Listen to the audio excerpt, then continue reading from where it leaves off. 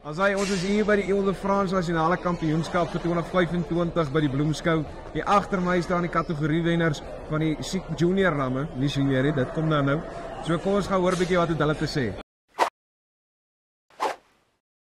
Eerstens wil ek maar net vir julle manne sê baie geluk. Dit is 'n ongelooflike voorreg om bietjie met julle te gesels en ook om julle diere te kan sien. So Bees, vertel vir my, wat beteken hierdie wen vir jou? Jong, ja, ek het dis al jare wat dit kom en hy skou en hy doen dinge en hy probeer dit verbeter. En dit voel vir my ou gaan in die regte rigting. Jy sien baie vlot raak en jy weet waarheen te gaan in die toekoms. So dit help baie so ding soos wat vandag gebeur. Nou praat ons met die reservekampioen nou Henning. Weer eens baie geluk. Vertel my 'n bietjie, wat beteken hierdie wen vir jou? Nee, baie dankie.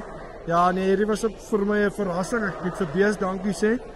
As hy nie die wenner gehad het, het ek die tweede kans gehad nie. So dankie Bees, dankie. Nee, dit beteken vir ons baie as Henning Stoet. Ons is dankbaar vir die diere. Verskriklike sterk kompetisie. So hierdie is verskriklik belangrik, glad nie belangrik nie.